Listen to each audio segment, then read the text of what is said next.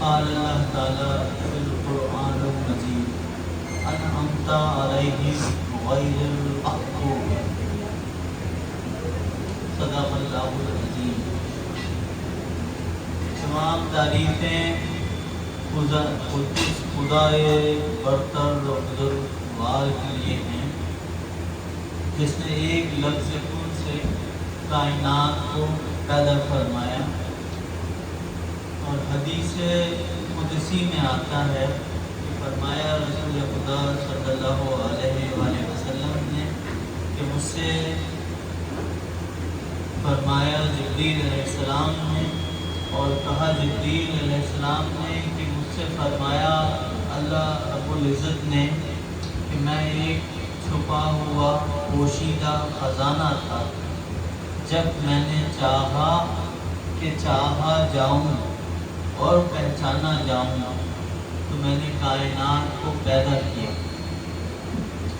امام حسین علیہ السلام کے ماموں تھے ابی اعلیٰ، یعنی ایک ازواج مطہرات میں سے ام المؤمنین کے بھائی۔ وہ روایت کرتے ہیں کہ حضرت حسان نے بھی اس کو روایت کیا، اور اس حدیث کا مفہوم ہے کہ حسان بن ثابت فرماتے ہیں کہ میں نے حضور سے سنا کہ فرمایا رسول خدا صلی اللہ علیہ وسلم نے کہ اللہ تعالیٰ نے سب سے پہلے اپنے نور میں سے ایک نور کو الگ کیا اور اس نور کا نام رکھا نور محمدی، اور پھر اس نور سے خطاب کیا اور فرمایا اے میرے حبیب کے نور، آپ فرمائیے کہ میں آپ کو کیسا پیدا کروں، آپ کی شکل کیسی پیدا کروں۔ تو اس نور نے بزبان فصیح یعنی اپنی طرح کی زبان میں اور اپنی طرح کی لینگویج میں، اپنی طرح کی بھاشا میں اور اپنے معیار کے مطابق کہا کہ اے میرے خالق، اے میرے رب، مجھے اپنے جیسا پیدا کر۔ نعرہ تکبیر، نعرہ تکبیر، نعرہ حیدری، نعرہ حیدری، حق حسین، حق حسین۔ مجھے ایسا پیدا کر جیسا تو خود ہے، یعنی تیری ذات مبارکہ اے اللہ، آپ کی ذات مبارکہ جیسی ہے ویسے ہی آپ مجھے تخلیق کریے۔ تو پھر حدیث مبارکہ آتی ہے خلق آدم علی صورتہ۔ اب نور مبارکہ کے اللہ نے 10 حصے کیے، اور اس حصے کا اللہ کے حصے میں سے ایک حصہ تھا نور محمدی۔ اب نور محمدی والے حصے سے اللہ نے زمین و آسمان، فرشتے، جنت، دوزخ، تمام خلقت و تمام کائنات کو پیدا فرمایا، اور پھر آدم علیہ السلام کے بنانے کا فرشتوں کو حکم دیا، آپ کے جسم کو تخلیق کرنے کا حکم دیا۔ تو فرمایا خلق آدم علی صورتہ، میں نے آدم کو اپنی صورت، اپنی جبلت، اپنی فطرت اور اپنے طریقے پر پیدا کیا ہے۔ اور آدم علیہ السلام کی پیشانی میں اللہ تعالیٰ نے وہی نور محمدی جس سے تمام کائنات کو پیدا کیا تھا، اس کا جزو خاص یعنی اس کے نور کے حصوں میں سے سب سے خاص حصہ جو ذات محمدی، شخصیت حضور سرکار دو عالم کے لیے مختص تھا، خاص تھا، وہ پیشانی آدم میں رکھا۔ پیشانی آدم میں اس نور کو رکھ کر پھر آدم سے خطاب کیا اور فرمایا اے نور محمدی، میں ہرگز کائنات کو پیدا نہ کرتا اگر اے میرے حبیب آپ کو پیدا کرنا میرا مقصود نہ ہوتا، اگر آپ کو پیدا کرنا میرا مقصد نہ ہوتا تو کائنات کو پیدا کرنے کا کوئی دوسرا ارادہ نہیں تھا۔ کائنات کو پیدا کرنے کا واحد مقصد آپ کی ذات مبارکہ کو پیدا کرنا تھا، اور وہ نور کرامت ظہور آدم کی پیشانی میں سلب در سلب، انبیاء در انبیاء، رسول در رسول منتقل ہوتا رہا۔ اس نور کے ذریعے اللہ تعالیٰ جس پیغمبر میں اس نور کی معیت رکھتا، یعنی اس نور کا جتنا حصہ اور اس نور کا آدم علیہ السلام کی شاخ میں، نسب میں جس حصے میں اللہ تعالیٰ رکھتا، اس حصے میں انبیاء کو پیدا کرتا، اور ابراہیم علیہ السلام تک یہ سلسلہ چلتا رہا۔ پھر حضرت اسماعیل علیہ السلام جب وہ نور آپ کی نسب مبارک میں محفوظ ہوا، پھر دو آپ کے صاحبزادے ہوئے، حضرت اسماعیل اور حضرت اسحاق۔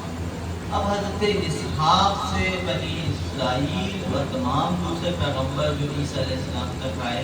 وہ سلسلہ چلا، اور حضرت اسماعیل کے بعد پھر اس سلب میں، اس نسب میں کوئی دوسرا نبی نہیں ہوا، اور وہ نور محفوظ رہا اس نسب میں، حتیٰ کہ حضرت عبداللہ کی گھر حضور سرکار دو عالم کی ولادت ہوئی، اور یہ وہ نور تھا جو نور خاص آدم کی پیشانی میں رکھا گیا تھا۔ اب اس نور کے لیے حضور سرکار دو عالم فرماتے ہیں کہ یہ وہ جو نور تھا آدم کی پیشانی میں جو رکھا گیا تھا، وہ عبد المطلب سے، یعنی حضور کے دادا سے دو حصوں میں منتقل ہو گیا۔ اس میں سے ایک تہائی حضرت عبداللہ میں اور بقیہ حصہ حضرت ابو طالب میں آیا، اور پھر حضور فرماتے ہیں کہ وہ میں اور علی ایک نور سے پیدا ہیں، میں اور علی ایک نور سے پیدا ہے۔ اسی مفہوم کو دوسری حدیث میں بھی حضور نے بیان فرمایا، اور فرماتے ہیں تمام دنیا کے لوگ اگر ایک پیڑ کی مانند ہوں تو تمام لوگ الگ الگ شاخ سے ہیں، میں اور علی ایک ہی شاخ سے ہیں، یعنی علی کی شاخ اور میری شاخ ایک ہی ہے، علی کا نور میرا نور ایک ہی ہے۔ جیسے کسی شاعر نے کہا، علی و شائع امم ایک جان تو خالق ہے، علی و شائع امم ایک جان تو خالق ہے، علی اور حضور ایک جان اور دو دل ہیں، یہ دو جو ایک ہیں دونوں جہاں کا غالب ہیں۔ نعرہ تکبیر، اللہ اکبر، نعرہ حیدری، یا حسین، نعرہ حیدری، یا حسین، حق حسین، مولا حسین، حق حسین، مولا حسین۔ علی و شائع امم ایک جان تو خالق ہے، یہ دو جو ایک ہیں دونوں جہاں میں غالب ہیں۔ پھر فرمایا کہ علی و فاطمہ سے وہ نور، میرا نور فاطمہ سلام اللہ علیہا سیدہ کائنات کے ذریعے حسنین کریمین کو پہنچا، اور حسنین کریمین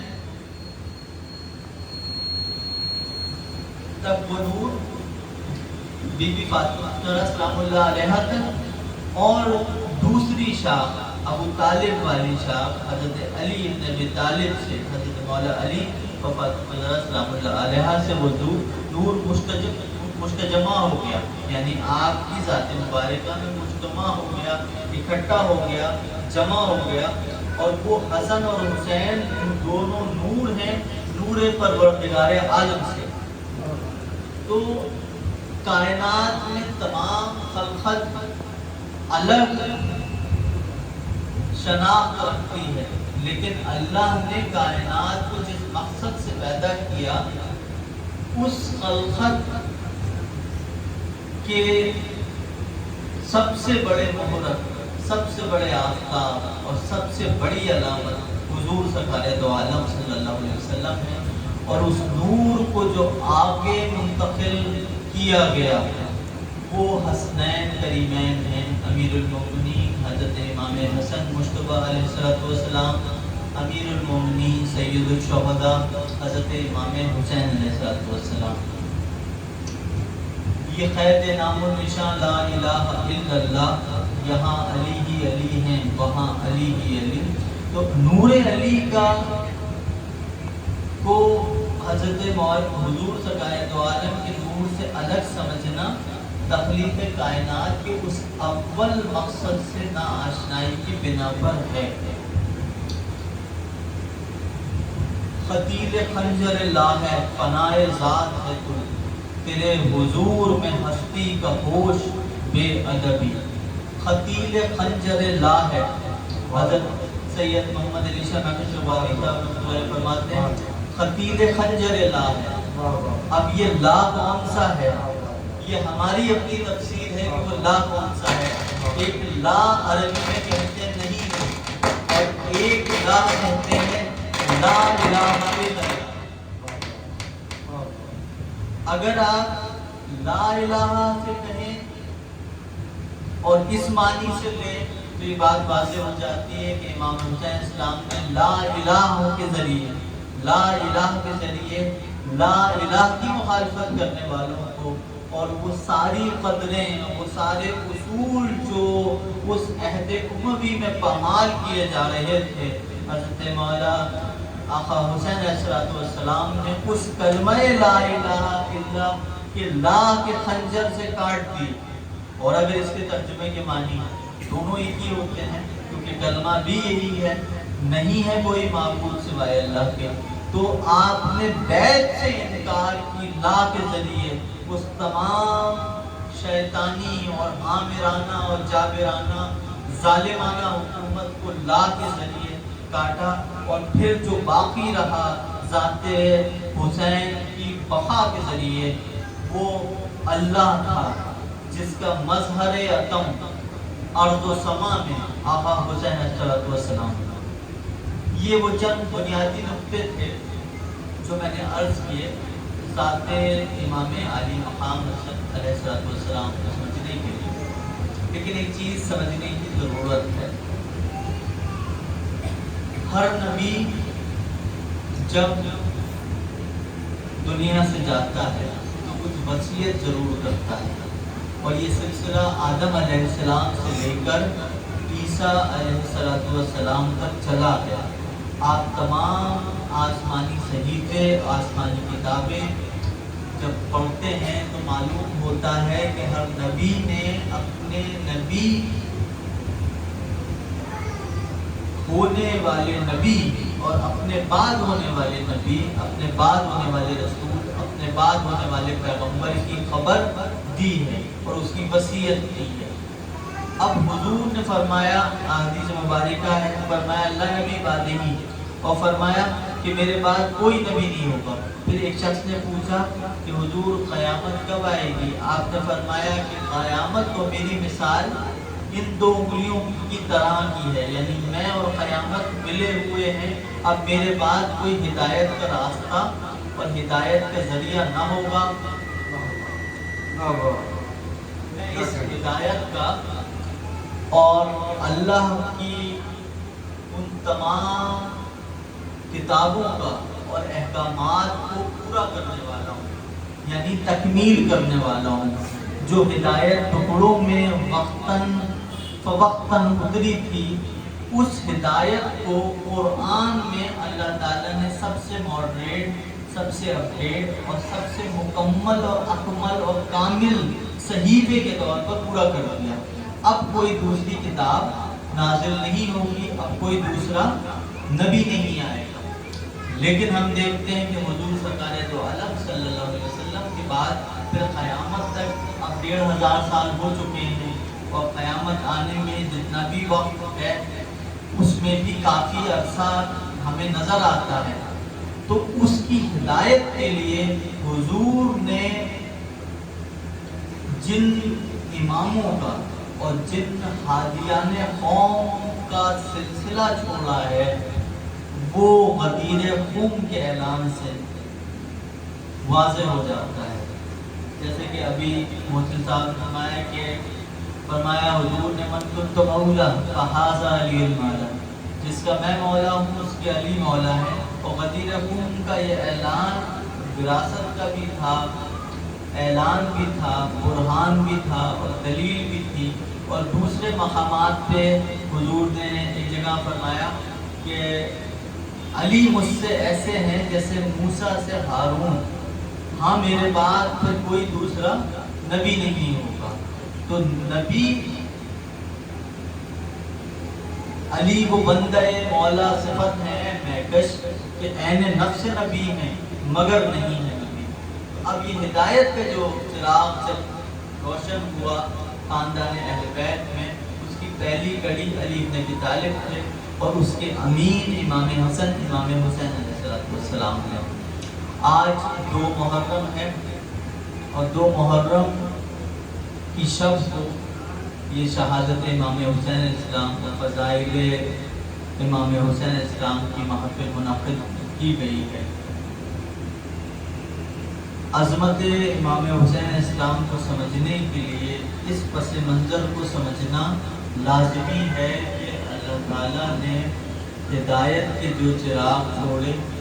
ان کو بہر قیمت اور بہر صورت اپنی ہدایت کے پیغام کو قلب تک پہنچانا ہے، چاہے ظالمانہ اور جابرانہ حکومت سے سامنا ہو تو ہم اس کے سامنے کیسے پیش آئیں۔ یہ پیغام شہادت امام حسین علیہ السلام سے ہمیں ملتا ہے۔ امام حسین علیہ السلام کی شخصیت مبارکہ کے بہت پہلو ہیں، آپ تمام حضرات نے بچپن سے فضائل سنے ہیں، اس میں سے ایک احادیث مبارکہ کے بھی ہزاروں نقاط اور غور و فکر کرنے کے بہت سارے راستے نکلتے ہیں اور وہ سب مینارہ نور ہیں۔ جیسے کہ حضور سرکار مبارک نے فرمایا حسین منی و انا من الحسین، اور فرمایا کہ حسن اور حسین شباب اہل جنت، حسن اور حسین جنت کے شباب جو نوجوان لوگوں کے سردار ہیں، اور فرمایا کہ میرے 2 پھول ہیں امام حسن اور امام حسین علیہ السلام۔ تو آپ کے فضائل و محاسن اس قدر زیادہ ہیں کہ اس کے بیان کے ساتھ ساتھ تبرکاً میں نے کچھ بیان کیا اور ایک حدیث مبارکہ اور عرض کر دیتا ہوں، پھر ایک کچھ فروعی مسئلوں پر گفتگو کی جائے۔ جیسے حضور نے فرمایا، ابو ہریرہ رضی اللہ عنہ کا ایک واقعہ ہے۔ ابو ہریرہ رضی اللہ عنہ کا آخری دور تھا، بیمار ہو گئے تھے اور بستر پہ لیٹے تھے، تو مروان ان سے ملنے آیا اور پوچھا کہ آپ کی طبیعت کیسی ہے؟ تو آپ نے فرمایا کہ اب مجھے لگتا ہے کہ صحت نہیں ہو سکتی۔ تو مروان نے کہا کہ مجھے آپ کی شخصیت اور آپ کی باتوں سے ایسا لگتا ہے کہ آپ کو حسنین کریمین سے بہت محبت ہے۔ حضرت ابو ہریرہ رضی اللہ تعالیٰ عنہ سیاستہ میں جن سے سب سے زیادہ حدیث شریف میں مروی ہیں اور کافی طویل عمر انہوں نے پائی تھی، اصحاب صفہ میں سے ہیں، ان پہلے صوفی صحابیوں میں سے ہیں جو ہر وقت بس ذکر الہی اور تدریس حدیث کیا کرتے تھے۔ مسجد نبوی کے چوکٹ پر بیٹھتے، 2 تھیلیاں ان کے پاس ہوتی، ایک پہ اس میں کھجور کی گٹلیاں بھری ہوتی تھیں، کھجور کی گٹلیوں پہ لا الہ الا اللہ محمد رسول اللہ اللہم صلی علی سیدنا محمد، کبھی درود پڑھتے کبھی کلمہ پڑھتے۔ یہ حضرت ابو ہریرہ کا آخری دور کا عمل تھا اور پوری زندگی اس میں نکالی۔ اگر کوئی شخص ان کے پاس آتا اور حدیث کے بارے میں پوچھتا تو فوراً وضو کر کے آتے اور حدیث سناتے، اور جب کوئی حسنین کریمین کے بارے میں بات کرتا تو ان کا چہرہ کھل جاتا۔ اور یہی ایک واقعہ آتا ہے کہ ایک بار آپ نے امام حسین اسلام کو دیکھا کہ باپ کبر سنی پہنچ چکے تھے، تو حضرت امام حسین اسلام نے فرمایا کہ آپ وہ جگہ دکھائیں جہاں حضور بوسہ دیتے تھے، میں بوسہ دینا چاہتا ہوں۔ تو آپ نے حضرت امام حسین السلام کو پیار کیا اور فرمایا کہ امام مجھے آپ سے ایسی ہی محبت ہے جیسے رسول اللہ سے محبت کی۔ تو مروان نے کہا کہ لگتا ہے کہ آپ کو حسنین کریمین سے بہت محبت ہے۔ تو ابو ہریرہ اس بیماری کی حالت میں، جبکہ اب یہ آخری بیماری تھی، بستر سے اٹھ گئے اور اٹھ کر کہا کہ میں ان سے کیوں نہ محبت کروں، میں ان سے کیوں محبت نہ کروں کہ میں نے دیکھا ہے کہ حضور سرکار دو عالم ان کی پیشانی کو بوسہ دیتے تھے اور ان کے رونے پر بے قرار ہو جایا کرتے تھے، سجدوں کو طول دے دیا کرتے تھے، اور فرمایا کہ میں ان سے کیوں نہ محبت کروں، بلکہ حیرت ہوتی ہے مجھے اس شخص پر جو حضور سے تو محبت کرے لیکن حسین کریمین سے محبت نہ کرے۔ دم بھرتے ہیں نانا کا نواسوں کے ہیں دشمن، امت میں بھی ہیں، پاس پیغمبر بھی ہیں۔ اب دیکھیے ہمارے جو فروعی مقاصد ہیں اور عقائد ہیں، ان میں بہت سارے ایسے لوگ ہیں جو توحید کی باریکیوں کو سمجھتے ہیں اور اللہ کی وحدانیت کو مانتے ہیں، اللہ سے محبت کی بات کرتے ہیں، لیکن جب رسول کی عظمت، رسول کی محبت کی بات آتی ہے تو ان کے دل میں عظمت، احترام، ادب کم نظر آتا ہے اور صرف پیروی کا جذبہ نظر آتا ہے، زیادہ نظر آتا ہے۔ اب پیروی میں اور اتباع میں ایک فرق ہے، یعنی اگر آپ فالو کرتے ہیں تو آپ کسی کے اچھے کام کی پیروی کر لیتے ہیں۔ حکم ماننا اور پیروی کرنے میں ایک فرق یہ ہے کہ اتباع کرنا اس کو کہتے ہیں کہ اس درجے عشق ہو کہ جو محبوب نہ بھی فرمائیں لیکن وہ کرتے ہوں تو ہم بس ان سے پوچھے بنا ان کو دیکھ کر اس کی عمل کا نقل کریں، اس کو اتباع کہتے ہیں۔ اور فرما برداری اس عمل کو کہتے ہیں کہ حضور سرکار دو عالم نے بطور خاص ہمارے لیے کوئی حکم کیا ہو اور ہم اس کی اتباع کریں، اس کی فرما برداری کریں۔ جیسے کہ اگر حضور نے فرمایا کہ نماز فرض ہے، زکوٰۃ فرض ہے اور روزہ فرض ہے تو یہ حکم ہے، لیکن حضور سرکار دو عالم صلی اللہ علیہ وسلم نے اگر فاقہ کشی کی ہے تو اس کا حکم نہیں دیا ہے، لیکن اگر کوئی شخص حضور کی سنت میں فاقہ کرتا ہے تو یہ حضور کی سنت کہلاتا ہے۔ اگر کوئی مسواک کرتا ہے یا حضور کے جیسا لباس پہنتا ہے تو یہ ہمارے اوپر فرض نہیں کیا گیا، لیکن یہ حضور کی اتباع ہے۔ تو ہم سنی ہونے کے حوالے سے، اہل سنت والجماعت ہونے کے حوالے سے اس بات پر اہتمام کرتے ہیں، اس بات کو ضروری جانتے ہیں کہ حضور کی کوئی بھی چھوٹی سے چھوٹی سنت ہم سے چھوٹ نہ جائے، یا حضور نے کوئی کام کیا ہو اور ہم اس کو نہ کریں، حضور نے کسی بات کا حکم نہ دیا ہو لیکن کیا ہو تو اس کی بھی پیروی ہم کریں، یہ ہم اپنی زندگی میں لازمی جانتے ہیں۔ اور عشق رسول کا تقاضا بھی یہی ہے کہ حضور سرکار دو عالم کے ہر عمل کو جو اپنی معلومات اور اپنے علم میں ہے اس کی اتباع کی جائے۔ تو جب حضور سرکار دو عالم صلی اللہ علیہ وسلم کے لباس، عصے اور آپ کی داڑھی اور آپ کے فرائض و واجبات اور حضور کے کھانا کھانے کے طریقے کی ہم نقل کرتے ہیں تو اس سے کہیں بڑی سنت اور اس سے کہیں بڑا اور زیادہ جذباتی تعلق آقا حسین علیہ السلام، امام حسن علیہ السلام، بی بی فاطمہ زہرا سلام اللہ علیہا کے ساتھ حضور کا تھا۔ تو اگر ہم اس کی اتباع نہیں کرتے تو ہماری اتباع سنت مکمل نہیں ہوتی۔ میں نے سلسلہ کلام کے دوران ابھی ایک بات درج کی کہ عقیدے میں جو لوگ توحید کی بات کرتے ہیں اور توحید کو مانتے ہیں اور عظمت رسول، محبت رسول، اہمیت رسول ان کے گفتار سے، کردار سے، طریقہ گفتگو سے سے نظر نہیں آتی، حضور کا ادب نظر نہیں آتا، تو جب آپ ان سے بات کرتے ہیں تو لگتا ہے کہ اللہ کی عظمت کے تو قائل ہیں، لیکن رسول کی عظمت اس درجے نہیں ہے جیسے قرآن میں اللہ تعالیٰ نے حکم فرمایا ہے کہ نبی کی آواز سے اپنی آوازوں کو نیچے رکھو، اور نبی کا ادب جو اللہ نے سکھایا تھا وہ ادب نظر نہیں آتا۔ تو ہم جو اہل سنت والجماعت سے تعلق رکھتے ہیں اور تمام صوفی بزرگوں کو ماننے والے، تو آپ انہیں دلیل کیا دیتے ہیں؟ اکثر ہمارے لوگ دلیل یہی دیتے ہیں کہ اللہ تعالیٰ نے قرآن شریف میں فرمایا اطیعوا اللہ و اطیعوا الرسول،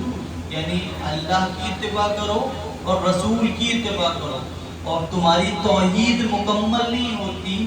جب تک تمہاری رسالت مکمل نہ ہو۔ یعنی ہم اس کو دلیل دیتے ہیں نا، اگر کوئی دیوبند مکتب فکری یا دوسرے خیال کا آدمی ہوتا ہے تو آپ لوگ تمام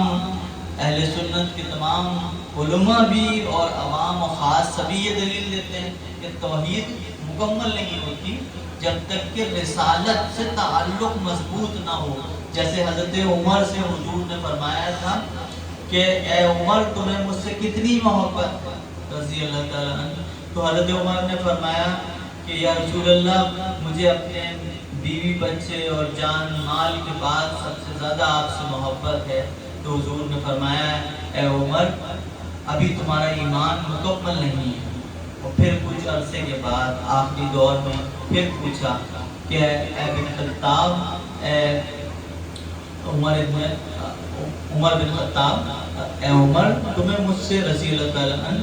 تمہیں مجھ سے کتنی محبت ہے؟ تو حضرت عمر نے فرمایا کہ حضور بیوی بچے جان مال اور اپنی جان، یعنی جان اور مال سے زیادہ، اپنی جان سے بھی زیادہ آپ سے محبت ہے۔ تو حضور نے فرمایا کہ اے عمر تمہارا ایمان اب مکمل ہے۔ تو حضور سرکار دو عالم نے اس میں جو جملہ فرمایا کہ تمہارا، پہلے فرمایا تمہارا ایمان مکمل نہیں ہے، پھر فرمایا کہ اب تمہارا ایمان مکمل ہے، تو ایک بات یہ سمجھ میں نہیں آتی کہ محبت ایک تقاضا ہوتی ہے، یعنی اگر محبت صرف ایک مستحسنات میں سے ہوتی، مستحبات میں سے ہوتی کہ تم توحید کو مانو، احکامات پر عمل کرو اور مجھ سے محبت بھی کر لو، یہ مستحب ہے، مستحسن ہے، یعنی یہ اور بھی اچھا ہے، اور یہ لازمی شے کی طرح نہیں ہے، بلکہ اگر یہ ہو جائے شامل تو بہت احسن ہے، اچھا ہے۔ لیکن حضور نے یہ نہیں فرمایا، فرمایا تمہارا ایمان مکمل نہیں ہے، ایمان مکمل نہیں ہے کیونکہ تمہاری محبت دنیا کی ہر ایک شے سے زیادہ مجھ سے نہیں ہے۔ پھر پوچھا کہ اے عمر اب تمہیں مجھ سے کتنی محبت ہے؟ جب دیکھ لیا کہ حضرت عمر رضی اللہ تعالیٰ عنہ کی محبت میں بہت اضافہ ہو چکا ہے، حضور نے اپنی باطنی نگاہ سے حضور حضرت عمر کے دل کا مشاہدہ کیا اور پہچان لیا کہ اب ان کی محبت میں اضافہ ہو چکا ہے۔ جب ہی اس سوال کو دہرایا، یعنی آپ نے نور باطن سے مشاہدہ کیا کہ عمر اب ایمان کے اعلیٰ منزلوں تک پہنچ گئے، تو پوچھا کہ تمہیں مجھ سے کتنی محبت ہے؟ فرمایا کہ مجھے دنیا کی ہر ایک شے سے زیادہ اور اپنی جان سے بھی زیادہ آپ سے محبت ہے۔ تو فرمایا اے عمر اب تمہارا ایمان مکمل ہے۔ تو حضرت عمر کا ایمان جو کہ امت میں تمام لوگوں کے ایمان سے ہر درجے پہلے بھی بہتر تھا، یعنی جس وقت وہ صداقت پر مبنی، آپ اور ہم تو کہتے ہیں ہماری جان قربان، لیکن ہم جھوٹ بولتے ہیں۔ حضرت عمر جو کہہ رہے تھے، فرما رہے تھے کہ میں دنیا و جان و مال کے بعد آپ سے محبت کرتا ہوں، وہ دعویٰ نہیں تھا، وہ اپنے دل میں جھانک کر مشاہدہ کیا اور اپنے آپ سے پوچھا حضرت عمر نے کہ اے عمر تو کتنی محبت کرتا ہے رسول اللہ سے؟ تو ان کے دل نے جو صحیح حالت تھی وہ بیان کی اور وہ حضور سے کہہ دی۔ ہم تو کہتے ہیں کہ آپ پہ قربان ہو، لیکن ہم تو نہ جان قربان کرتے ہیں، نہ وقت قربان کرتے ہیں، نہ ہم اپنی زندگی کا مال قربان کرتے ہیں، نہ رشتہ داری قربان کرتے ہیں، کچھ بھی قربان نہیں کرتے، لیکن کہتے ہیں۔ حضرت عمر نے اپنے دل سے فتویٰ لیا اور جو صحیح بات تھی وہ حضور سے عرض کی، تو حضور نے اس پہ جو فیصلہ کیا تو وہ ایمان سے تعلق رکھتا تھا، محسنات سے تعلق نہیں رکھتا تھا، مستحبات سے تعلق نہیں رکھتا تھا۔ آپ نے فرمایا تمہارا ایمان مکمل نہیں، تو یہ حضرت عمر سے نہیں فرما رہے تھے، یہ قیامت تک ہر ایک شخص سے فرما رہے تھے کہ جس کے دل میں بھی دنیا کی ہر ایک شے سے زیادہ مجھ سے محبت نہیں ہے، اس کا ایمان مکمل نہیں ہے۔ اس کا ایمان اس وقت مکمل ہوگا جب حضور سرکار دو عالم سے دنیا کی ہر ایک شے سے زیادہ واقعی محبت کرتا ہوگا۔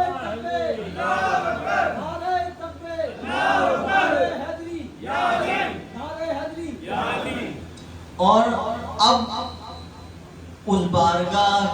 میں آتے ہیں جس بارگاہ کی دن چل رہے ہیں۔ اب دیکھیے کہ حضور دربار حضور ذات رسول صلی اللہ علیہ وسلم اپنے پیارے نواسے اور اپنے لخت جگر کے لیے کیا فرما رہے ہیں؟ اب فرما رہے ہیں اے اللہ میں حسین سے محبت کرتا ہوں،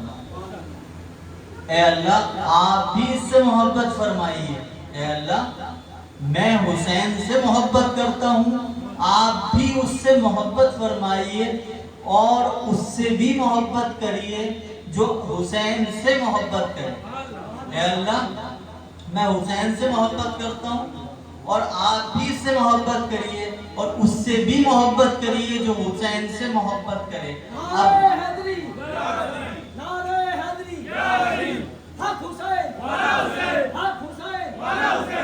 اس حدیث کی نوعیت کیا ہے؟ یعنی پہلے ایمان اور اللہ اور رسول وہاں تھے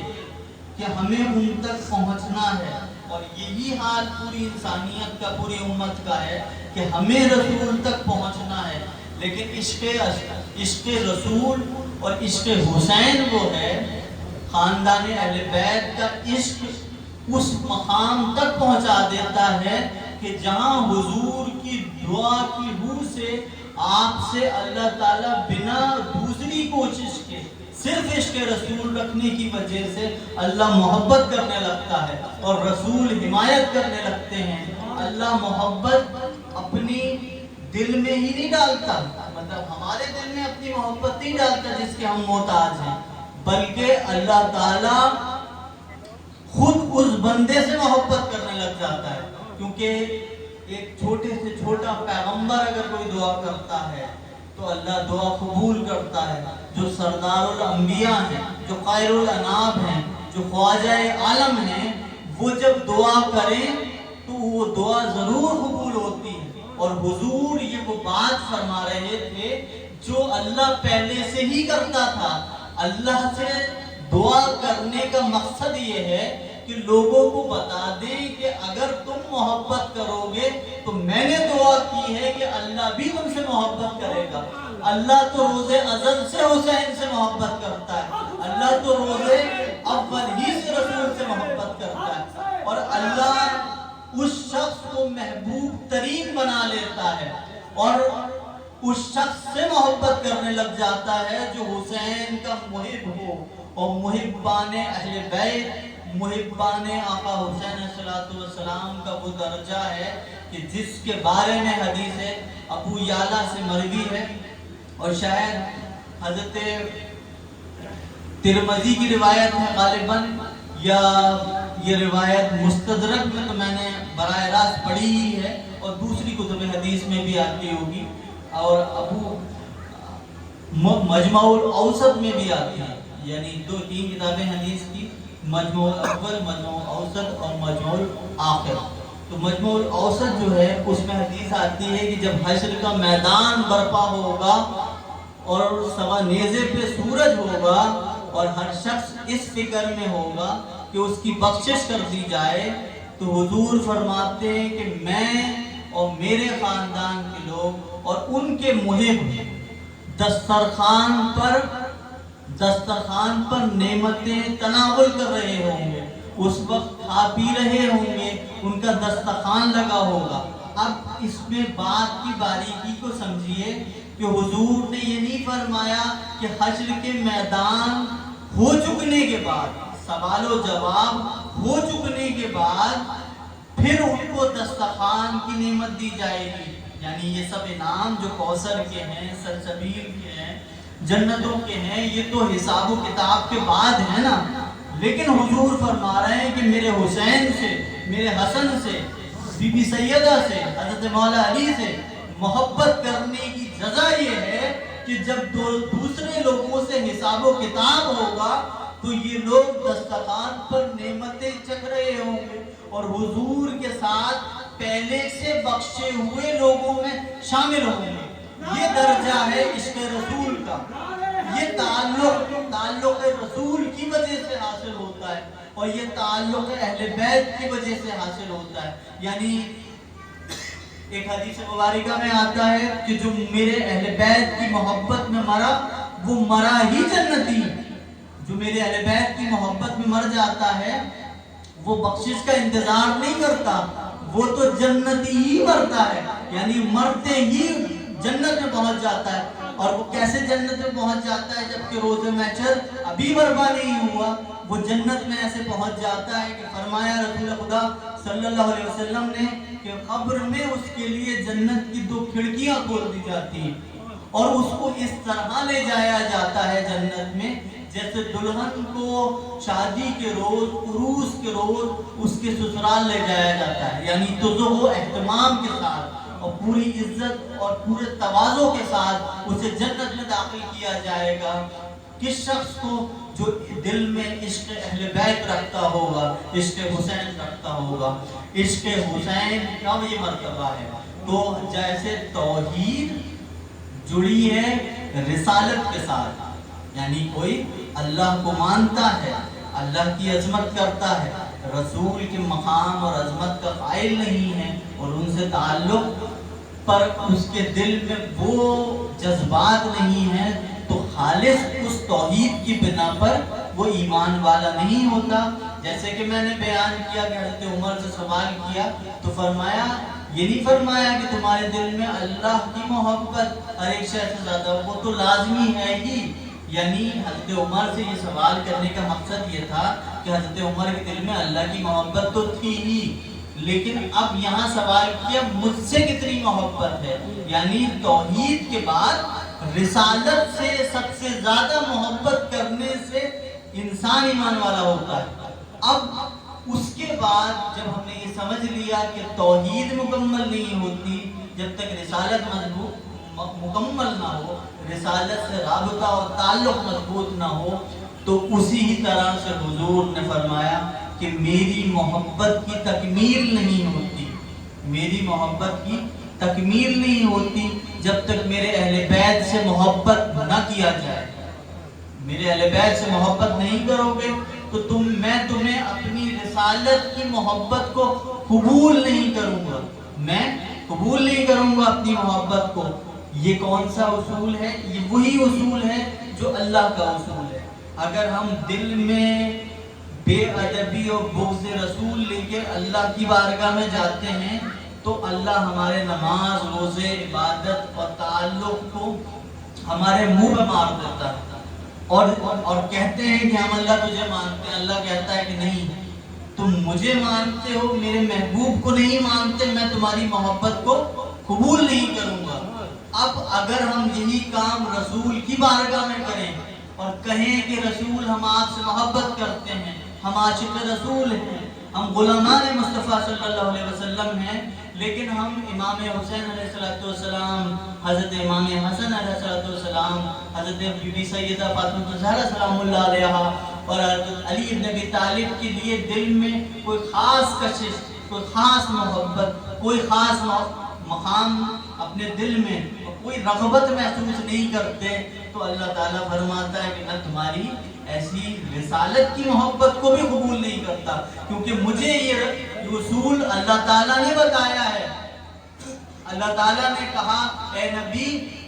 میرے صرف وہی ہیں جو آپ کے ہیں، جو میرا نام لیوا ہو اور آپ سے محبت نہ کرے، اے میرے رسول میں ایسے لوگوں کو پسند نہیں کرتا. اب رسول یہی فرماتے ہیں کہ میں ایسوں کو پسند نہیں کرتا جو دل میں علی کا بغض رکھتے ہوں, جو حسین کا بغض رکھتے ہوں, جنہیں حسین کا نہ غم اچھا لگتا ہو نہ حسین کی خوشی اچھی لگتی ہو. جب 10 محرم آئے تو میلاد شریف منعقد کرتے ہوں. اب بتائیے کہ میلاد کیا ہے؟ میلاد ہے نبی کی خوشی, اور نبی کی خوشی میں نبی کی خوشی منائی جاتی ہے, اور نبی کی خوشی منانے میں ایمان کی علامت ظاہر ہوتی ہے. یعنی جو نبی سے جتنی محبت کرتا ہے ربیع الاول میں نبی کی خوشی مناتا ہے. لیکن جب نبی کے غم کے دن محرم آئے, جب ان کے نواسے کو شہید کیا گیا, اور حضور سرکار دو عالم کو عبداللہ ابن عباس نے مکے میں اور ام سلمہ نے مدینے میں رضی اللہ تعالیٰ عنہما کو دیکھا کہ حضور گرد آلودہ ہیں اور آپ کے آنکھوں سے آنسو جاری ہیں, اور فرما رہے ہیں کہ آج صبح سے شام تک میں حسین کا خون اکٹھا کرتا رہا ہوں. حضور پر 10 محرم کو یہ حالت طاری ہے, اور آپ ذکر حسین سے بچنے کے لیے میلاد شریف منعقد کریں تو یہ حضور سرکار دو عالم کو چڑھانا ہے, بے ادبی ہے. حضور کے غم پر حضور کی خوشی نہیں ہوتی,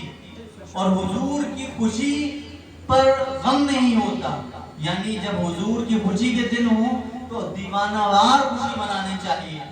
لیکن جب حضور کا غم ہو تو حضور کے غم کے موقع پر میلاد منعقد نہیں ہوتا, حضور کے نواسے کی غم کی مجلس منعقد ہوتی ہیں. اور میں آپ سے کہتا ہوں کہ آپ کو ڈرنا نہیں چاہیے اگر کوئی کہے کہ تم حسین علیہ السلام کے ماننے والے ہو اور ان کا نام لیتے ہو تو تم شیعہ ہو. شیعیت اور سنیت دونوں آقا حسین علیہ السلام کے پیروں کی دھول سے نکلی ہیں. نہ آقا حسین علیہ السلام کو شیعوں کی ضرورت ہے, نہ امام حسین علیہ السلام کو سنیوں کی ضرورت ہے, ساری کائنات کو حسین کی ضرورت ہے. اگر ہم امام حسین علیہ السلام سے محبت کرتے ہیں تو ہمیں محمدی ہونا ضروری ہے, امت محمدیہ کا فرد ہونا ضروری ہے. یعنی ہمارے دل میں عشق رسول ہوگا تو غم حسین ہوگا, اگر ہمارے دل میں عشق رسول نہیں ہے تو غم حسین بھی نہیں ہوگا. اور وہ عشق بھی نہیں ہے جو کسی کے الزام لگانے سے ختم ہو جائے. اگر آپ سے کوئی دنیا دار کہے اور آپ سے کہے کہ آپ کو دنیا سے پیسے سے محبت ہے تو آپ کے دل میں پیسے کی محبت ختم ہو جاتی ہے, آپ کے دل میں پیسے کی محبت ختم نہیں ہوتی. آپ کہتے ہیں یہ کہہ رہا ہے اسے کہنے دو, پیسے کی ضرورت تو مجھے ہے, یعنی پیسہ زندگی گزارنے کے لیے ضروری ہے. اگر کوئی تانا دیتا ہے کہ تم بڑے پیسے کے لالچی ہو, بڑے دنیا دار ہو, تب بھی دنیا داری ہم سے چھوٹتی نہیں ہے, اس تانے سے ڈرتے نہیں ہیں. لیکن جب امام حسین علیہ السلام کے غم کی باری آتی ہے تو لوگ ڈر جاتے ہیں کہ لوگ شیعہ کہیں گے, لوگ کہیں گے کہ یہ سنی نہیں ہے. سنیت کے سرٹیفکیٹ کی ہمیں کسی ملا سے ضرورت نہیں ہے. سنیت کا سرٹیفکیٹ صرف مدینے میں ملتا ہے. سنیت کا سرٹیفکیٹ اگر کہیں ملتا ہے تو حضور سرکار دو عالم کی ذات سے ملتا ہے. اگر سنیت کا سرٹیفکیٹ ملتا ہے تو خواجہ غریب نواز سے ملتا ہے. اگر سنیت کا سرٹیفکیٹ ملتا ہے تو حضور غوث پاک سے ملتا ہے. آپ اپنے دل میں آنکھیں بند کریے اور حضور غوث پاک سے عرض کریے کہ میں آپ کے دادا امام حسن سے محبت کرتا ہوں, امام حسین علیہ السلام سے محبت کرتا ہوں, کیا میں آپ کے عقیدے پر ہوں, کیا میں آپ کے طریقے پر ہوں؟ تو حضور غوث پاک یہی نہیں فرمائیں گے کہ تم نے بہت اچھا کیا, بلکہ فرمائیں گے کہ میں تمہاری محبت کو قبول ہی نہیں کرتا. اگر تمہارے دل میں میرے دادا امام حسن کی محبت نہ ہوتی, حضور غوث پاک فرمائیں گے میں تمہاری محبت کو قبول ہی نہیں کرتا. اگر تمہارے دل میں میرے نانا حسین علیہ السلام کی محبت نہیں ہوتی تو آپ کسی سے بھی مرید ہوں, آپ کسی کے بھی شاگرد ہوں, آپ کا پیر اس لیے پیر بنا ہے کیونکہ وہ آقا حسین علیہ السلام کے غلامان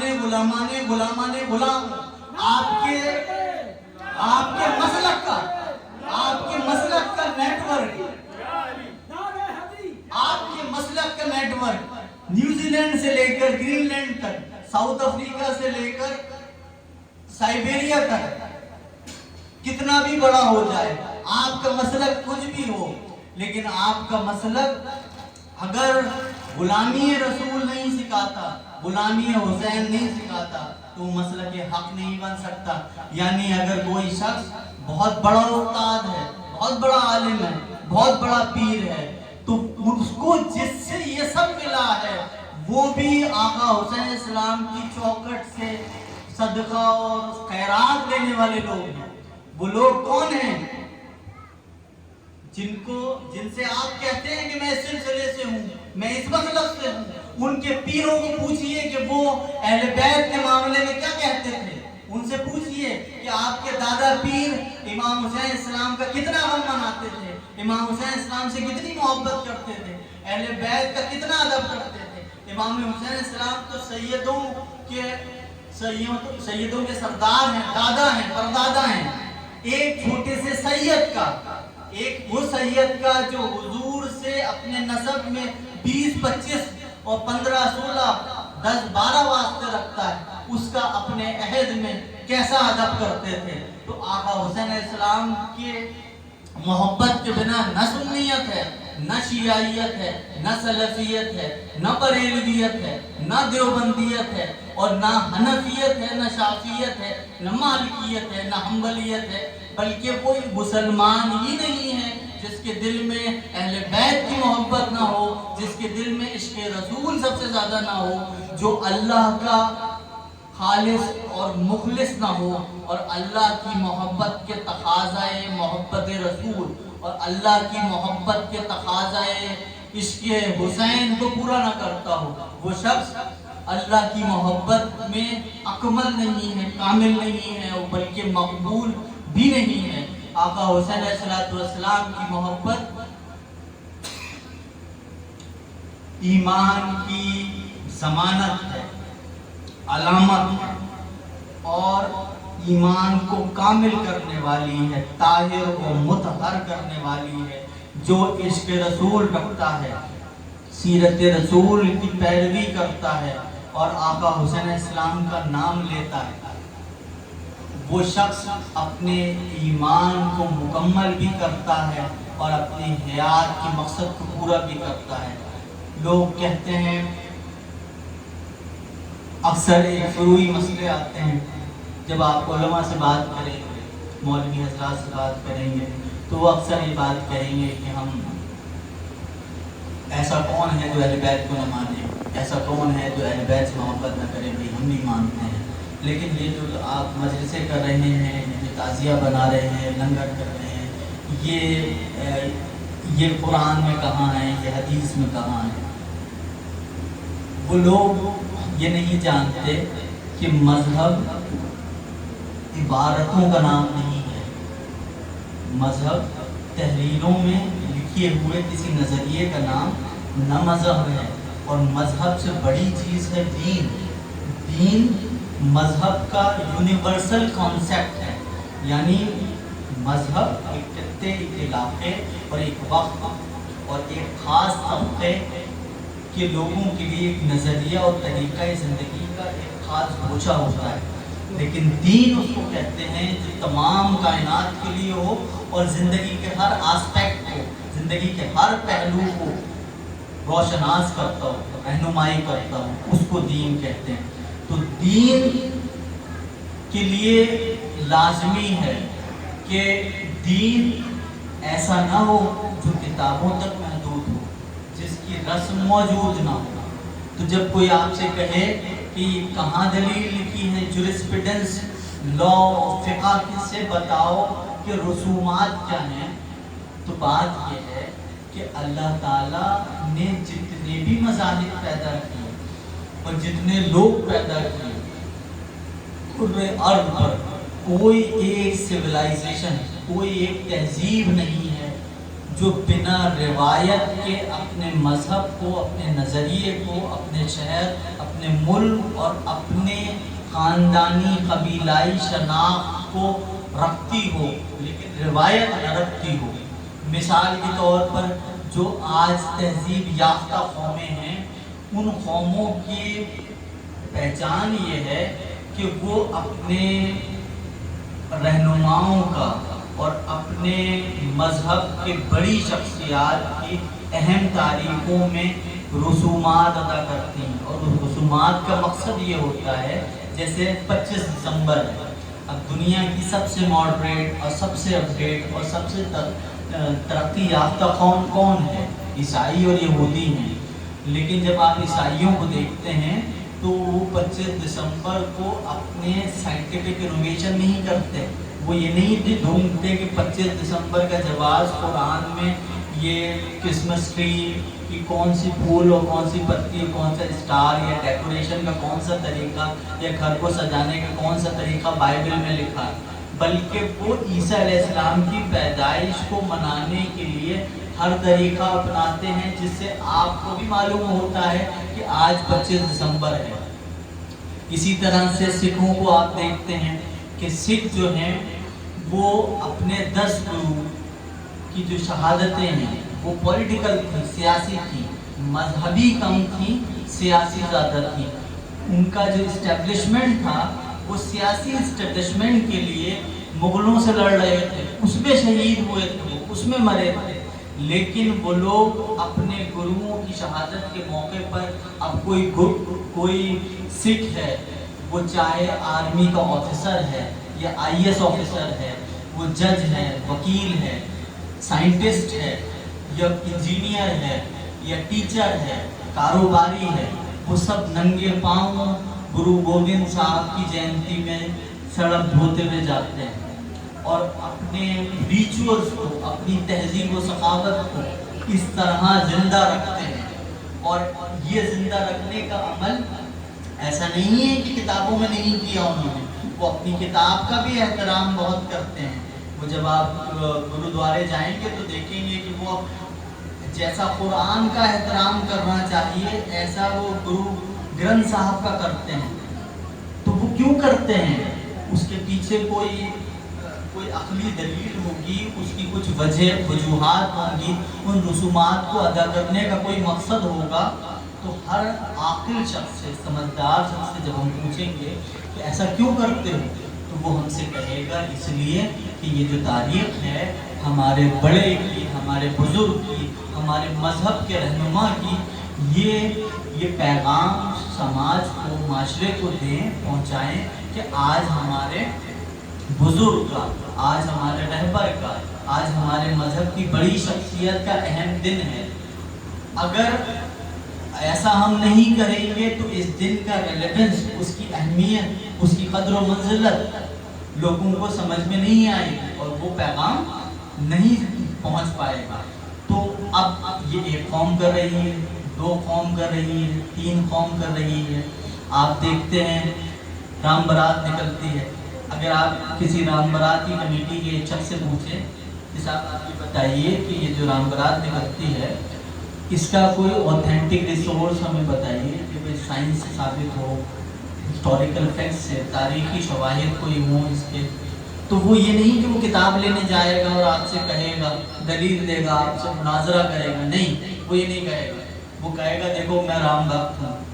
میں شیام بھکت ہوں، میں ہنومان جی کا بھکت ہوں، میری آستھا کا سوال ہے اور میں ان سے محبت کرتا ہوں، مجھے اس کے لیے کوئی دلیل کی ضرورت نہیں۔ اسی لیے ان کا مذہب ہزاروں سال گزر جانے کے باوجود صرف روایت کے دم پر زندہ ہے۔ اگر وہ مذہب زندہ ہے، میں ایک مذہب کی بات نہیں کر رہا ہوں، سارے مذہبوں کا یہی معاملہ ہے کہ ان کی جن کی روایت محفوظ ہے وہ مذہب بھی معاشرے میں اپنی قدروں کے ساتھ محفوظ ہیں۔ لیکن جب محرم میں ڈھول بجانے کی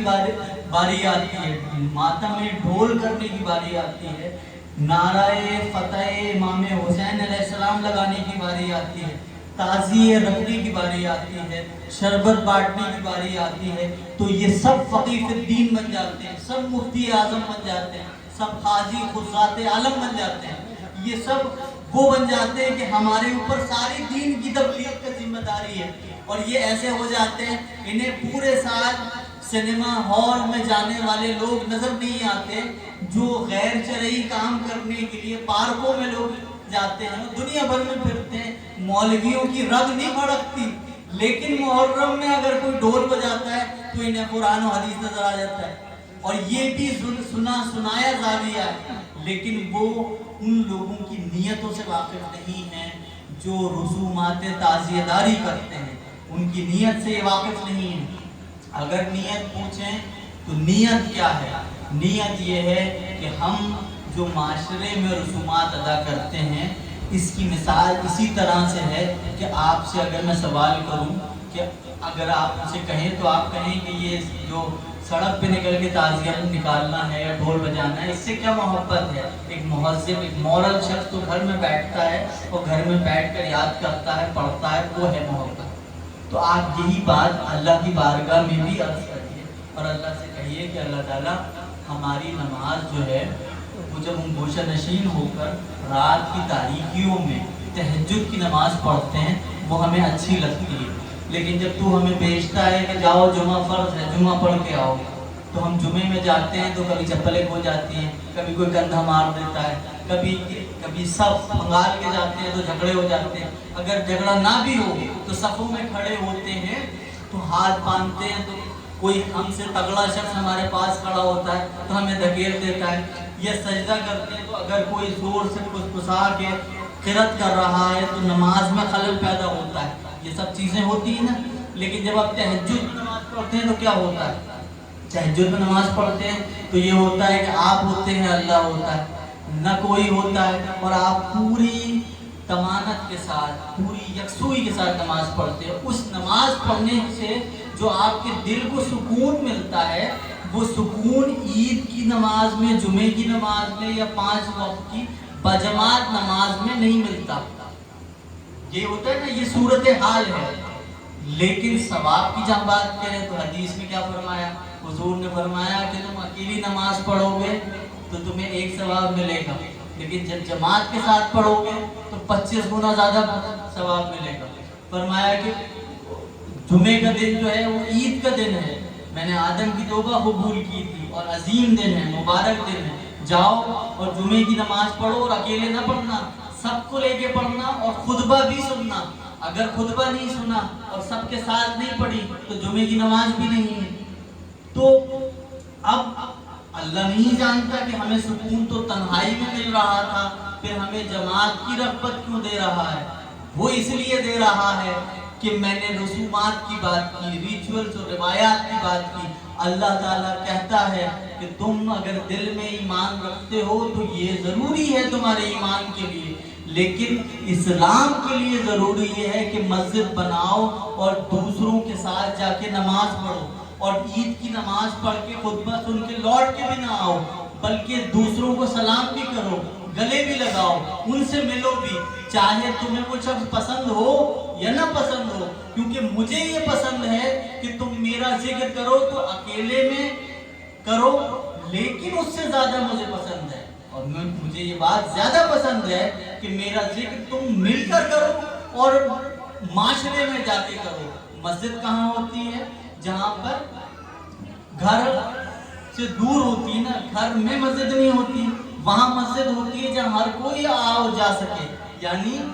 نماز کی تحریک کو اللہ تعالیٰ نے ایک روایت بنا دیا ہے۔ اب آ جاتے ہیں حج پر۔ حج کو اللہ نے کیا بنایا؟ تحریک بنایا، روایت بنایا۔ بی بی ہاجرہ کی روایت، حضرت اسماعیل کی روایت، حضرت ابراہیم کی روایت۔ تو اگر آپ روایات کو نہیں مانتے تو آپ حج کو نہیں مان سکتے، آپ بجماعت نماز کو نہیں مان سکتے۔ اسی لیے جتنا غم حسین، ذکر حسین گھر میں اپنے دل کے ساتھ ضروری ہے، اتنا معاشرے میں جا کر اگر کوئی تعزیہ رکھتا ہے اس کے شریک ہوں، لنگر میں شریک ہوں اور ان تمام رسومات میں شریک ہوں، یہ آپ کی معاشرتی ذمہ داری ہے۔ وہ آپ کی ذاتی ذمہ داری ہے کہ آپ دل میں غم حسین رکھتے ہوں، معاشی ذمہ داری یہ ہے کہ معاشرے میں بھی جا کر ایسی رسومات ادا کریں جس سے کہ لوگوں کو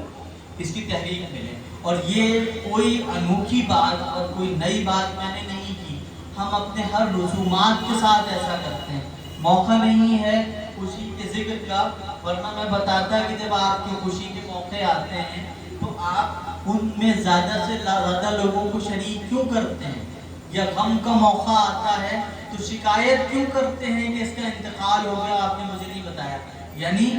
انسان معاشرے سے بنا ہے اور معاشرے کی اہمیت مذہب اور دین میں بھی بہت ہے. تو غم حسین کی جتنی رسومات ہیں وہ سب دین کی ترویج کا، تبلیغ کا حصہ ہیں. یہ جو ڈھول آپ سنتے ہیں اس کے طریقے ہو سکتا ہے بجانے والوں کے ٹھیک نہ ہو، اس کی اصلاح بھی آپ کو اور مجھے ہی کرنی ہے، اس کی اصلاح کوئی اور نہیں کرے گا. لیکن وہ ہے کیا؟ محرم کے ڈھول امام حسین علیہ السلام کی فتح کا اعلان ہے. ڈھول بجائے گئے تھے امام حسین السلام کے غازیوں کو جوش دلانے کے لیے، اور آج ہم 1400 سال کے بعد جو ڈھول بجاتے ہیں وہ ماتم ذکر حسین میں بجاتے ہیں. دوسری بات، رسومات کے اپنے اپنے زاویے اور اپنے طریقے ہوا کرتے ہیں. تو اگر آپ کا اپنا خاص طریقہ ہے، روایتی طریقہ ہے، جیسے پٹے بازی ہے، اکھاڑے ہیں، یا ڈھول ہے، یا تازیہ ہے، یا زری ہے، یا علم ہے، اپنے اپنے طریقوں سے وہ کریں، اور احترام، ادب اور پاکیزگی اور خلوص اور امام حسین اسلام سے ذاتی تعلق کی بنا پر کریں. ہمارا مقصد کسی کو محض دکھانا یا مقابلہ یا کسی کی ضد نہیں ہونا چاہیے. ہمارا روحانی تعلق امام حسین اسلام سے پختہ ہونا چاہیے، اور اس کا مقصد یہ ہونا چاہیے کہ ہم ان ایام میں جو ذکر امام حسین اسلام کے ایام ہیں، اس میں امام کے ذکر کو بانگ ڈھول اعلانیہ طور پر اور غائبانہ طور پر کرنے والے ہوں. ساتھ میں پہلی محرم سے لے کر عاشورے کے دن تک جتنے نوافل ہیں، عبادات ہیں، تسبیحات ہیں، وہ بھی کریں، اور رسومات کی عظمت اور اہمیت کو بھی سمجھیں. رسومات کو شریعت کے زاویے اور اس کے اسکیل اور پیمانے پر نہ تولیں، جیسے کہ آپ اپنے روزمرہ کے کاموں کو نہیں تولتے، کیونکہ یہ اس سے عظیم تر، اکمل تر ہے. اور یہ وہ عمل ہے جو امام حسین السلام کی بارگاہ میں آپ نے، امام علی رضا علیہ السلام کا ایک قول ہے، آپ نے فرمایا، کسی نے پوچھا کہ آپ کا مخلص کون ہے، تو آپ نے فرمایا کہ ہمارا وہ ہے جو ہمارے غم میں غمگین ہے، ہمارا وہ ہے جو ہماری خوشی میں خوش ہے. یہ امام حسین السلام کے پرپوتے فرما رہے ہیں. اور امام حسین السلام نے بارہا چین سے لے کر اور ترکی تک اور یورپ اور امریکہ اور افریقہ تک ایسی روایتیں موجود ہیں کہ جن لوگوں نے مخلصانہ طریقے سے امام کو یاد کیا ہے، تنگ دستی میں انہوں نے امام کی زیارت کی ہے. جبھی تو حضرت محمد علی شاہ نقش بری صاحب شعر فرماتے ہیں، ہے مسترب تیرے ماتم میں ترک، ہے مسترب تیرے ماتم میں مشرق و مغرب، تڑپ رہے ہیں تیرے غم میں ترکی و چینی. تو آقا حسین علیہ السلام کی محبت اور اس کی رسومات کی عظمت، یہ دونوں لازم الملزوم ہیں. آپ کے دل میں جو محبت ہے وہ آپ کے اور ان کے مابین روحانی تعلق ہے، لیکن ان ایام میں ان رسومات کی ادائیگی اس بات کی علامت ہے کہ آپ معاشرے میں زندہ قوم ہیں.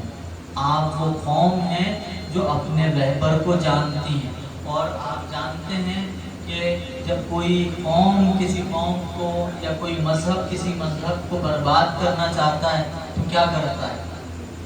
جب کوئی کسی شخص کو، نئی پیڑھی کو تباہ کرنا چاہتا ہے تو کیا کرتا ہے؟ وہ قوم یہ کام کرتی ہے کہ سب سے پہلے تو ان لوگوں کو عیش و مسرت میں، عیاشی میں، دنیا پرستی میں لگا دیتا ہے، اور دوسرا کام وہ یہ کرتی ہے کہ اپنے بزرگوں کو، اپنے آباء و اجداد کو اور اپنے امت، اپنے مذہب کے تمام بزرگوں اور ان کی بڑی بڑی شخصیت کے فضل و کمال سے بے بہرا کر دیتے ہیں. یعنی وہ یہ ترغیب دلاتے ہیں کہ تمہیں اب پچھلے کہانیوں کی کیا ضرورت ہے، یعنی پچھلے لوگوں کے ذکر کی کیا ضرورت ہے. یہ سمجھ لیے اگر کوئی آپ سے یہ بات کہہ رہا ہے تو یہ اس سے یا تو سن کے کہہ رہا ہے یا اس تحریک سے متاثر ہے جو آپ کی مذہب کی، آپ کی روایات کی اور آپ کے اصل کی جڑیں کاٹنا چاہتا ہے۔ اگر ہم زندہ ہیں تو امام حسین علیہ السلام کے غم اور آپ کے طریقے پر ہونے کی وجہ سے زندہ ہیں۔ اگر ہمارے مذہبی تشخص اور تقدس باقی ہے تو امام کی قربانی کی وجہ سے باقی ہے۔ امام حسین علیہ السلام کو یاد کرنے والے جب جب دل سے ان کو یاد کرتے ہیں تو تاریخ گواہ ہے کہ مشکل ترین لمحات میں امام نے اپنی روح کے ذریعے ان کی مدد کی، اور شہدائے کربلا کی توجہ جس کے ساتھ ہوتی ہے اس کا یہ طرہ امتیاز ہوتا ہے کہ وہ تمام بڑے بڑے ظالموں کے سامنے ڈٹ کے کھڑا ہو جاتا ہے، اور وہ کسی ظلم سے نہیں ڈرتا، کسی عالم و کسی عامر و جابر سے نہیں ڈرتا۔ ابھی حال میں آپ نے واقعہ دیکھا کہ جو امام حسین علیہ السلام سے محبت کرتا ہے وہ دنیا کی سب سے بڑی طاقت سے بھی خوف نہیں کھاتا۔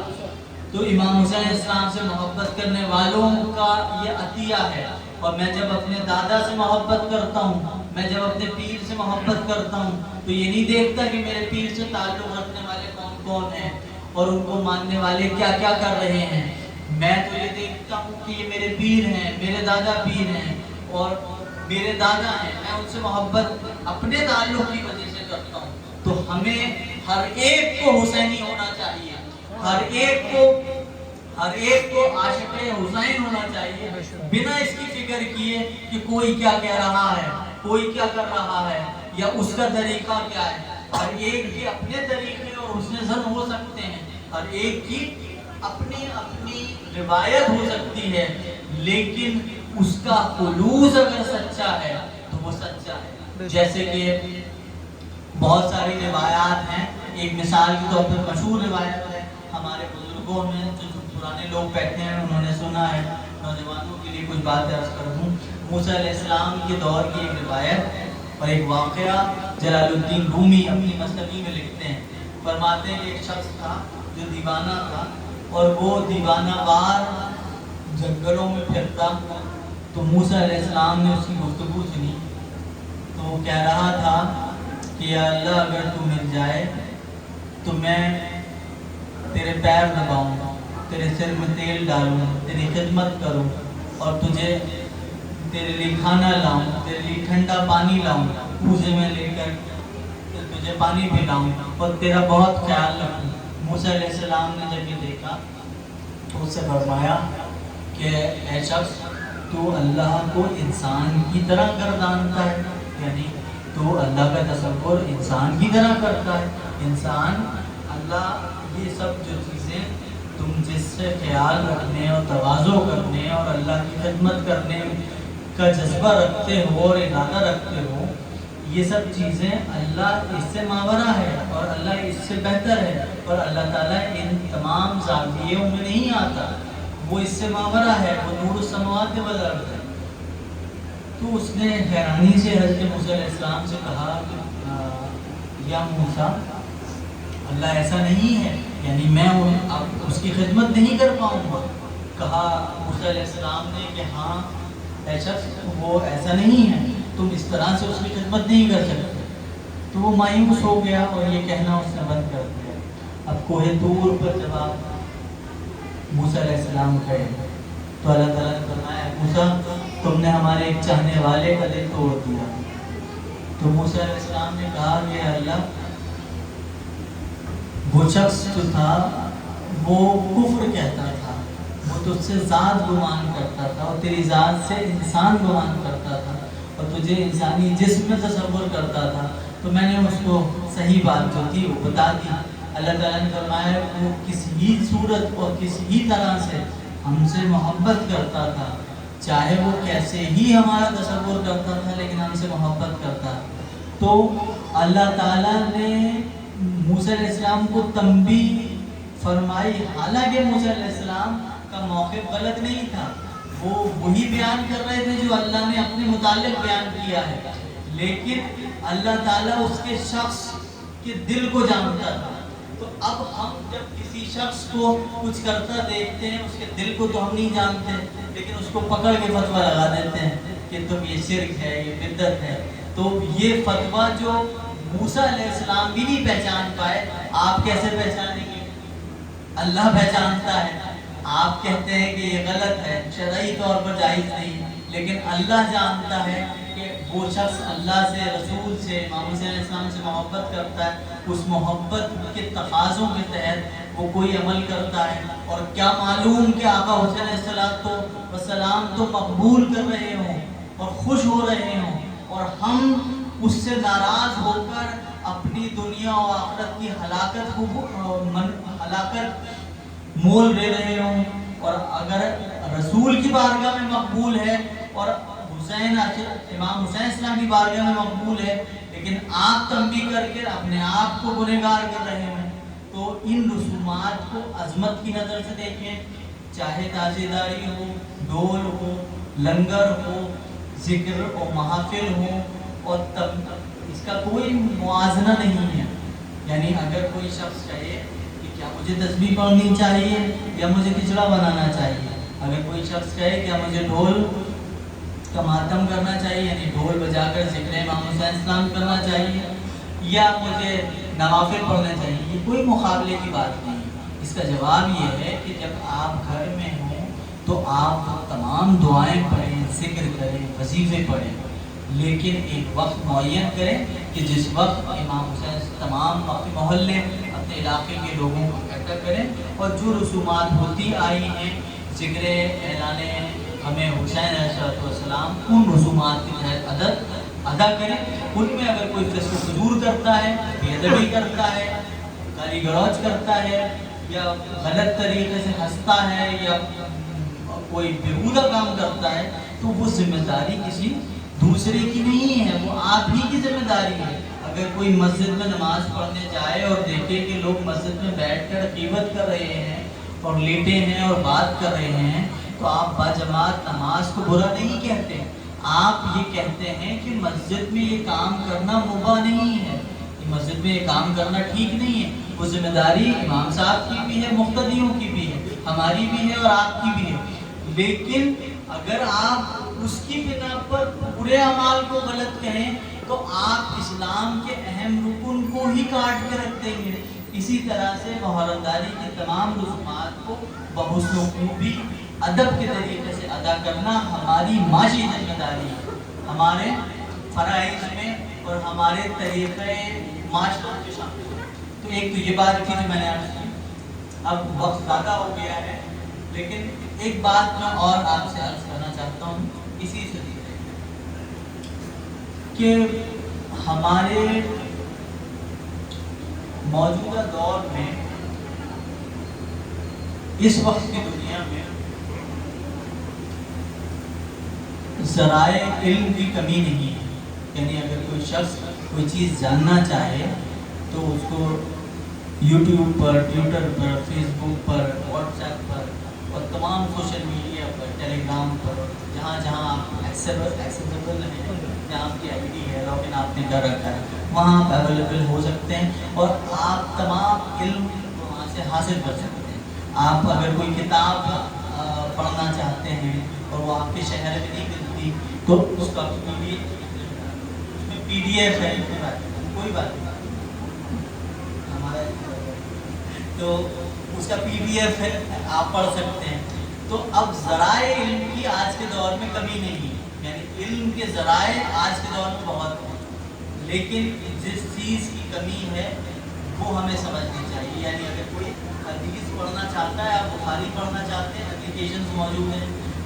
ویب سائٹس موجود ہیں، آپ ڈاؤن لوڈ کریے، پڑھیے، اور ہر لینگویج میں موجود ہے، انگلش میں، عربی میں، اردو میں، ہندی میں، قرآن پڑھ لیے، ساری لینگویج میں اویلیبل ہے. حدیثیں موجود ہیں، سارے مکتب فکر کے علماء کے بیان موجود ہیں، آپ کسی بھی مکتب فکر کا بیان سن سکتے ہیں. لیکن آج کے دور میں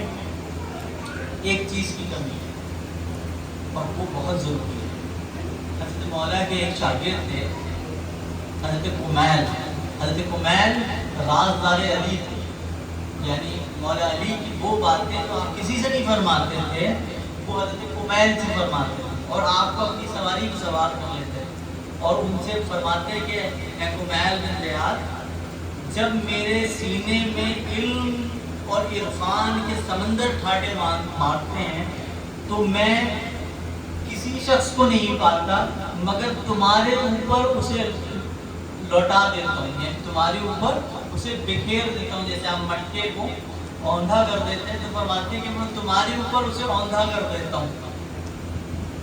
بہت محبت فرماتے ہیں حضرت کمیل سے، بہت آپ سے 14 خانوادے جو صوفیہ کے نکلے اس میں ایک خانوادہ کمیلیہ بھی ہے، وہ بہت سخت مجاہدات اور سخت عبادات سلسلے میں تھی۔ تو حضرت کمیل پہ ایک دن آپ نے فرمایا کمیل جانتے ہو کہ ایک زمانہ آئے گا اور اس زمانے میں یہ ہوگا کہ ایک کانچ کا ٹکڑا ہوگا اور اس پر دنیا کی تمام معلومات حاصل ہو جایا کرے۔ تو حضرت کمیل نے کہا کہ حضور کانچ کے ٹکڑے پہ دنیا کی تمام معلومات آ جائے گی؟ فرمایا کہ ہاں تمام معلومات آ جائے گی۔ تو کہا کہ اللہ، تو اس کا مطلب جس کے پاس وہ کانچ کا ٹکڑا ہوگا تو وہ تو سب سے بڑا عالم ہوگا اور اس کے بعد تو سب کچھ علم حاصل اس کو ہو جائے گا۔ حضرت مولا نے فرمایا کہ نہیں، یہ بھی عام ہوگا کہ وہ کانچ کا ٹکڑا بھی بہت سارے لوگوں کے پاس ہوگا، تو آج سب کے پاس ہے، لیکن فرمایا کہ ایک چیز کی کمی ہوگی اور فرمایا وہ کمی ہوگی فہم کی، ارادے اور نیت کی۔ آج پیغام امام حسین علیہ السلام کی کے حصے میں، یعنی آخری حصہ بیان کر رہا ہوں جس میں امام حسین علیہ السلام کا پیغام میں آپ کو دینا چاہتا ہوں، وہ پیغام ہے فہم کا۔ یعنی مولا علی نے فرمایا کس چیز کی کمی ہوگی؟ فہم کی کمی ہوگی، ارادوں کی کمی ہوگی۔ یعنی اب آپ سرچ انجن میں جب کچھ سرچ کرتے ہیں تو جو ارادہ کرتے ہیں وہ آتا ہے، جو بولتے ہیں یا جو سرچ کر لیتے ہیں اس سے ریلیٹڈ چیزیں آتی ہیں، وہ اسی سے متعلق سب چیزیں آنے لگتی ہیں۔ اگر آپ نے ارادہ اس سے نیکی کا کر لیا ہے تو واقعی آپ کو نیکی کی ساری باتیں اور سارے ذرائع علم گھر بیٹھے مل جائیں گے۔ لیکن اگر ارادہ آپ نے بدی کا کر لیا ہے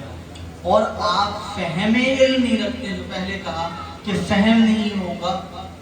تو فہم بہت ضروری ہے۔ یعنی دین کی تفہیم اور دین کی سمجھ اگر نہ ہو تو محض علم کے پڑھ لینے سے دین حاصل نہیں ہوتا، اور یہ فہم آتا ہے صحبت سے، روحانی صحبت سے۔ اور آج کے زمانے میں دوسری جو کمی ہے وہ ہے ادب کی، اور ادب آتا ہے معرفت سے۔ اہل ادب وہی ہیں جو اہل معرفت ہیں، جو قریب سے خدا کو دیکھنے والے ہیں، جو ان روحانی شخصیت کی ماہیت میں، ان کی کچہری میں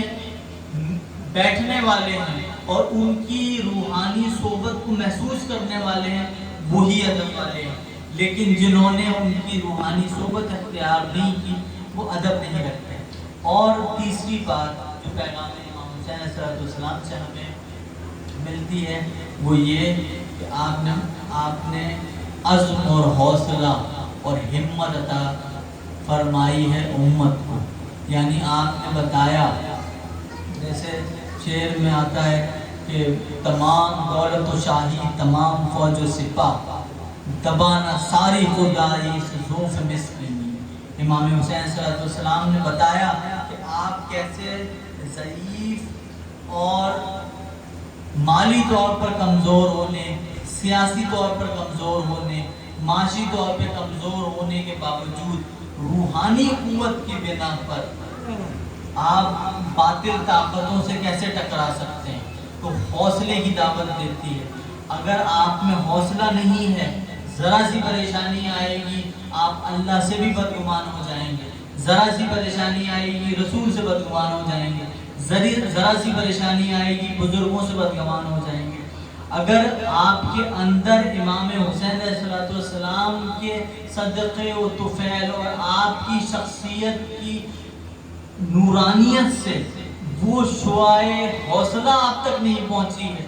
تو آپ ایمان میں ثابت قدم نہیں رہ سکتے. تو امام سے سیکھنے اور امام کی غلامی سے حاصل کرنے کی چیز یہ ہے کہ ہم ایمان میں حوصلہ حاصل کریں. جیسے حضور غوث پاک نے فرمایا کہ اگر ایمان نہ ہو تو غریبی انسان کو کفر کے قریب لے جاتی ہے، اور ایمان ہو تو اللہ کے قریب کر دیتی ہے. تو اگر حسینیت ہمیں یہ سکھاتی ہے کہ آپ یہ بہانہ نہ کریں کہ میں مجبور تھا اور زمانہ بڑا ظالم ہے اور یہ وجوہات تھی، اس لیے میں اچھائیوں نیکیاں نہیں کر سکا، اس لیے میں نے حق کے ساتھ کمپرومائز کر لیا، مصلحت پسندی سے کام لے لیا. مصلحت پسندی ایمان والوں کا تقاضا نہیں ہے. ایمان والوں کا تقاضا یہ ہے کہ وہ حق کے ساتھ ڈٹ جاتے ہیں، اور ان کو یہ طاقت امام حسین علیہ السلام سے ملتی ہے. تو امام کا پیغام حوصلہ ہے. اور آخری بات جو امام حسین علیہ السلام کی شخصیت مبارکہ سے ہمیں حاصل کرنی چاہیے اور آپ سے تعلق کو مضبوط کرنے کے لیے ضروری ہے، وہ ہے ایثار اور قربانی. دیکھیے اتحاد امت کے لیے ضروری ہے کہ اتحاد اگر ہو سکتا ہے تو خود غرضی کی بنا پر، یعنی خود پسندی اور خود غرضی کی بنا پر اتحاد نہیں ہوتا. خود ہمیشہ اتحاد ہوتا ہے ایثار و قربانی سے. ایمان کی علامت یہ ہے کہ جسے دے کے اچھا لگے وہ ایمان والا ہے، اور جسے لے کر برا محسوس ہو وہ ایمان والا ہے. یعنی میں یہ بتانا چاہتا ہوں کہ اگر آپ کو کہیں قربانی دینی پڑے تو اس کا دل میں غم نہ رکھا کریے. ایک بزرگ تھے، انہوں نے کوئی بہت بڑی نیکی کی، اپنا مکان، اپنا کچھ پیسے دے دیے، اور اکثر وہ اس بات کا ذکر کرتے تھے. وہ اپنے شیخ کی خدمت میں گئے اور کہا کہ حضور میں نے بڑی قربانیاں دی ہیں، اور میں نے اپنا گھر اور اپنی دولت جو ہے وہ اللہ کی راہ میں دی. ان کے پیر نے ایک دفعہ یہ گفتگو سنی. پھر ایک شخص نے ان کے پیر سے کہا کہ حضور مجھ سے بھی یہی کہتا ہے. پھر تیسرے سے سنا تو ان کے شیخ نے فرمایا کہ دیکھو، یا تو تم وہ نیکی نہ کرتے یا اس کا افسوس نہ کرتے. اگر تمہارے دل میں اتنا ہی ملال ہے تو تم نے نیکی ہی کیوں کی. یعنی نیک وہ ہے جو نیکی کرے اور بھول جائے، یعنی قربانی دے اور بھول جائے، اور اسے اس کا احسان جتاتا نہ پھرے. ہمارے جو تعلقات کی خرابیاں ہیں وہ اسی بنا پر پیدا ہوتی ہیں کہ ہم یا تو قربانی دیتے نہیں ہیں، دیتے ہیں تو اس کو اتنا جتاتے ہیں کہ دوسرا بھی پھر اس طرح کی باتیں کرتا ہے، اور ہم کرداری طور پہ کمزور ہو جاتے ہیں. عقیدہ ٹھیک کر لیتے ہیں لیکن کردار کمزور ہو جاتا ہے، سیرت کمزور ہو جاتی ہے. تو پھر جب تبلیغ کرنے نکلتے ہیں تو پھر تبلیغ مؤثر نہیں ہوتی، اس میں تاثیر نہیں ہوتی. ایک تو یہ بات میں نے عرض کی. یہ ایام ہیں محرم کے، امام حسین صلی اللہ علیہ وسلم کی بات احادیث مبارکہ سے شروع کی تھی، احادیث مبارکہ پر ختم کرتا ہوں. فرمایا رسول خدا صلی اللہ علیہ وسلم نے الحسین سبۃ من الاسباب، فرمایا کہ میرا بیٹا حسین سبۃ من الاسباب، یعنی میرے بیٹوں میں سے ایک بیٹا ہے. یہ عربی کا ترجمہ ہمارے علماء نے کیا ہے، لیکن سبت کے معنی علماء لغت نے بیان کیے ہیں. فرمایا کہ سبت کے معنی یہ ہیں کہ وہ ایک قبیلوں میں سے، ایک قوم میں سے ایک قوم. اور اس کے معنی اور اس کی شرح اگر کریں تو حضور نے فرمایا کہ میرا حسین تنہا اپنے آپ میں ایک قوم ہے. یعنی اگر کائنات ایک جگہ موجود ہو اور وہ اپنی بات کا وزن رکھتی ہو تو اس کی بات کا وزن ہلکا ہوگا، اور امام حسین علیہ السلام جب کچھ فرمائیں گے تو ان کی بات کا وزن زیادہ ہوگا، کیونکہ وہ سبۃ من الاسباب ہیں. خلاف لاکھ دو دنیا حسین کافی ہے، بھرے زمانے میں تنہا حسین کافی ہے. خلاف لاکھ دو دنیا حسین کافی ہے، گرا تو تیروں پہ، اٹھا تو منہ کے نیزہ پہ، گرا تو تیروں پہ، اٹھا تو منہ کے نیزہ پہ، وہ زمین پہ آتا بھی کیسے کہ آسمان تھا وہ، زمین پہ